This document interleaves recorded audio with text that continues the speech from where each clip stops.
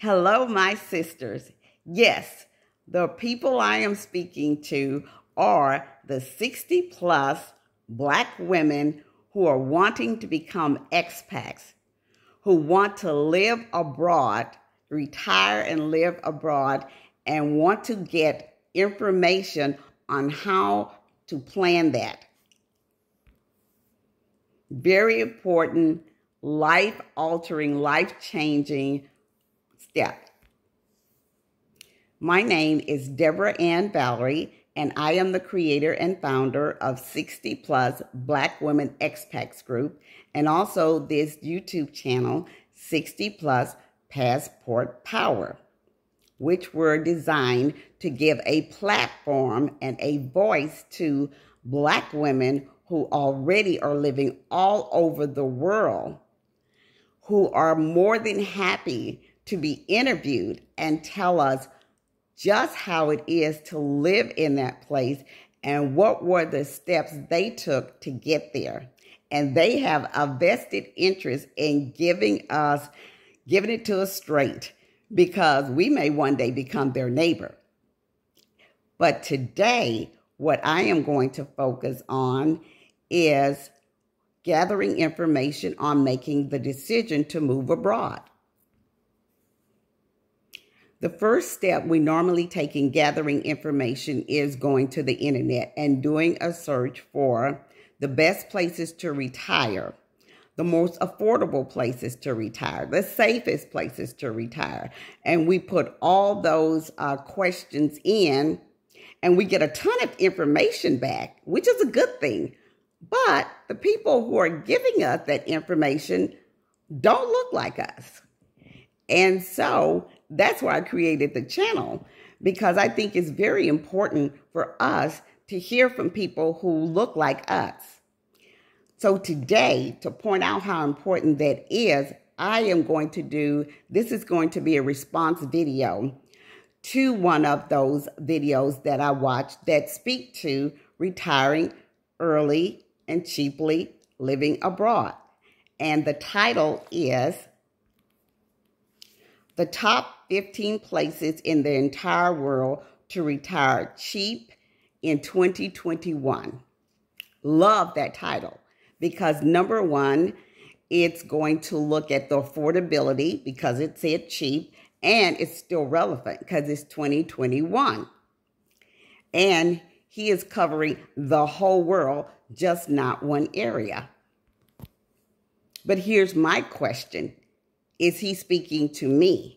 Is he speaking to the 60 plus Black female? I don't think so. And although I've selected his to give a response to, I put in several questions that I wanted answered. The best places to live for Black people, the best Black communities.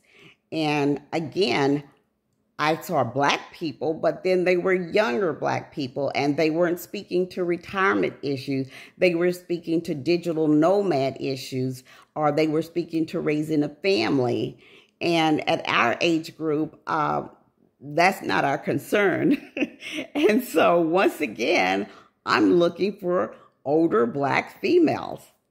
And that's what I didn't find, which is why I created the 60 plus Passport Power, which is directed toward bringing people who look like us on and interviewing them so we can get firsthand what their opinions are. I could only pick one video to review because I don't want to be here for an extended period of time, because I want to give you the most value in the shortest period of time. So once again, the title of the one I picked is The Top 15 Places in the Entire World to Retire Early. And it is done on the channel Vagabond Awakes, which is also connected to a company, Vagabond, I think it's vagabond.com, or it's vagabondbuddha.com. And so they deliver a lot of information on making decisions about travel, long-term stays and becoming an expat and actually living there. I chose them because of the way he does his research. It's not gathering surveys, it's actually boots on the ground. So he actually goes to these places, and that's one of the reasons I chose his. He gathers research by going there because he points out how important it is to get a feeling of the place, not to just hear about it, but how it feels, what the atmosphere was like, what the local people, were they receptive to him? Was it inviting? Just all those things. And as Black females, we are spiritual people. We want to know what the place feels like. Is it welcoming to people who look just like us? And of course, he can't address that because he looks nothing like us. Okay, so let's get started. Point number 1, neither he nor his partner are African American. So the local people are not going to respond to him the way they would to African Americans. Or he would not be able to speak to a difference because it doesn't apply to him. Also, he does not interview other expats that are in those particular areas to get their perspective on what life is like. This is only his opinion. I would have gotten more out of it if he had said he also visited with the expat community and how diverse that community was, and actually could comment on what other people living there had to say about that particular area. That kind of information is not in this video. Number 2, what I gather from watching the video is this is something he does on an annual basis, because he was referring to the particular cities that were added in 21 that fell off in 2020. So he's not spending a lot of time in these particular areas, and therefore I take lightly the information I'm getting when it comes to me making a decision to live there, to uproot and live there for a long period of time. So that's another thing that I wanted to, I respond to, because when I interview someone on my channel, I'm speaking to people who live there, who have lived there for months, sometimes years, sometimes decades, and they interact with that community, and so they can just give me a wealth of information in helping me make my decision. Another point is he claims to speak to the whole world, the best cities in the whole world, and none of those cities were in Africa. There's not any city in Africa that would make the top 15. That right there was a turnoff for me, because as an African American, I am interested in finding about African cities that are welcoming, inviting, safe, and affordable for Black people. So I didn't get that information there. So his scope is limited. Also, one of the things I noticed in this particular, and most of the channels that are not directed toward the African American community, is they just assume that living abroad is a common thing, just to pick up and leave. And so what I've noticed also in my search, where I put in Blacks living abroad, or Blacksit, or Black Americans traveling, is that at the very onset, they know that this may be an emotional hurdle for some of us and for our families. And so they first give encouragement and support to the idea of Black people picking up and that it's okay to live abroad, that we can make that decision even in our elder years to decide to leave the United States. It's not that we're running away or we're abandoning or we don't like the U.S. anymore. It's that we've made a decision, and with and we address in the channels and the videos that are produced by Black people, we kind of provide a comfort and coaching as to it's okay for us to decide to live abroad. And that is never even addressed or is a consideration when you look at those videos produced by people who are not Black. They just get right into, these are the best places to go. And the ones that are produced by Black people are first like, it's okay for us to go. So I just wanted to point that out, that on my channel, a lot of the interviewers will address how hard it may have been for their families to accept that they wanted to live abroad. So we touch on that, and they tell how they got over it, how they made their families more comfortable. And so that's included in my channel, as it is in others that are produced by African American and Black people who have decided to live abroad. I like that this particular video does address healthcare, which is a major concern for all retirees. However, when it comes to healthcare in this country and in other countries, it's not just whether or not it's high quality and affordable, but we look to the race issue again. In America, there is well known that a lot of African American female issues are just not taken seriously. There is a reason why America has a higher mortality rate for pregnant women and their newborns than many third world countries. It's because we are treated differently in the medical community. And so that is a great concern for him to just point out that there is high quality, equal to or better healthcare than available. We want to know, yeah, but it's available, but how are we treated?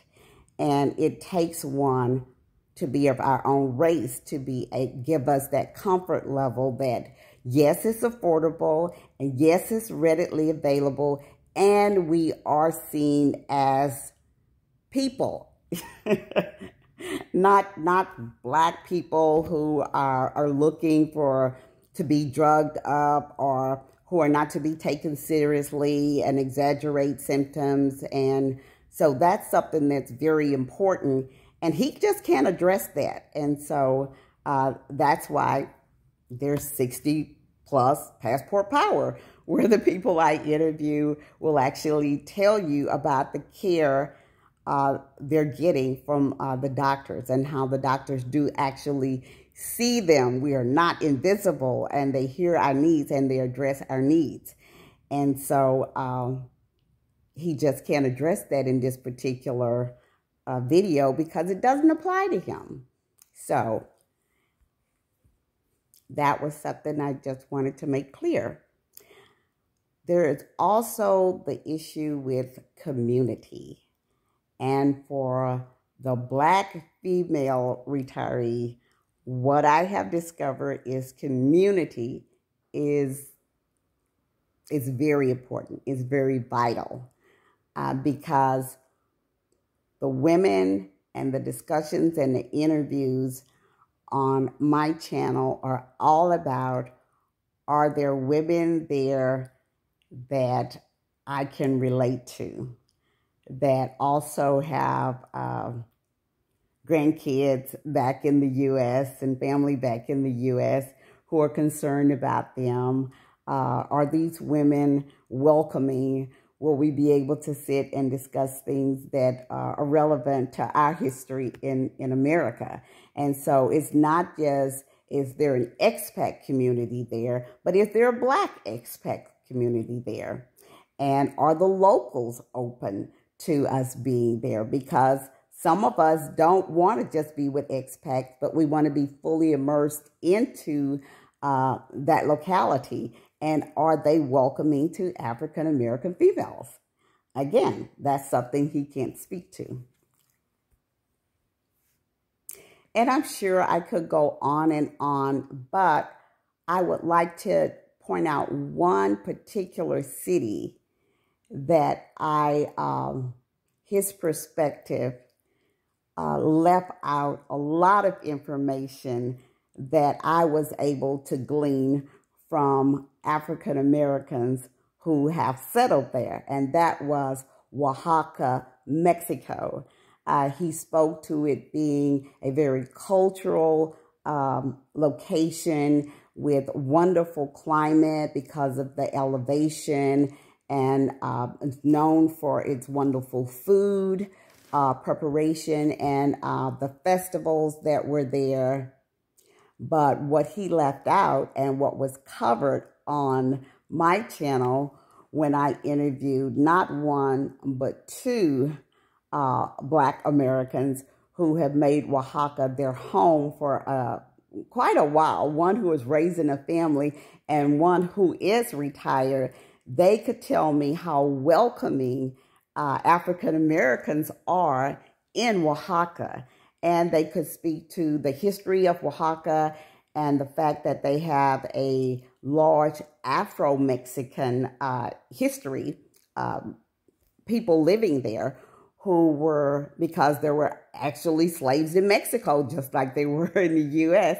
And so they have a very proud history of Afro-Mexicans, and so they're very welcoming to the Black Americans who are now settling there. And so they could discuss the expat community of Black Americans and Black seniors and Black females and the children and raising children. And it was just a wealth of information that I couldn't find anywhere else, which is why 60 Plus Passport Power was created in the first place, just to give a voice to people who look like me about these places, and to the rest of us who are deciding to make that very important decision to move and live abroad. And that's about it. I didn't want this to be a very long video. I just wanted to respond to that one and show what was left out in terms of what I'm looking for when I'm making decisions to live abroad, and why I think it is very vital that we get the type of information that we need to make that decision from people who look like us, who are living there, not just passing through or doing surveys, and that they are really excited to give us that information and actually to make connections when we get there. And this is not something I'm just speaking to, but I'm actually living. When I had the experience of my journey of going to Puerto Vallarta, it paid off that I had already connected with people there, that people who I'd interviewed, they introduced me to their particular expats groups. I found an expats community there that was welcoming and knew I was there, and just was a wealth of information. And so, and that's what I want to provide for everyone, regardless of where they're going, is to find a voice, the voice of people who already live there that look like you. So I'll end this the way I began it, with the response to the video titled Top 15 Places in the Entire World to Retire Early and Cheap in 2021. I don't think you're talking to me. Until next time, goodbye, my sisters. Be safe and live your best life. Oh, and because I'm new at this, be sure and subscribe, and share. And be sure and leave a comment if there was something that you heard that you want me to do another video, maybe a complete video on to address. Be sure and place that in the comments. Let me know if you're excited as I am that there is a platform now for us to communicate. Tell me what particular countries that you're in so I can find people there who are willing to come on and be interviewed so we can ask them questions. And yes, I do live as well as videotaped interviews of those people. So be sure and comment and like and subscribe. Thanks. Bye.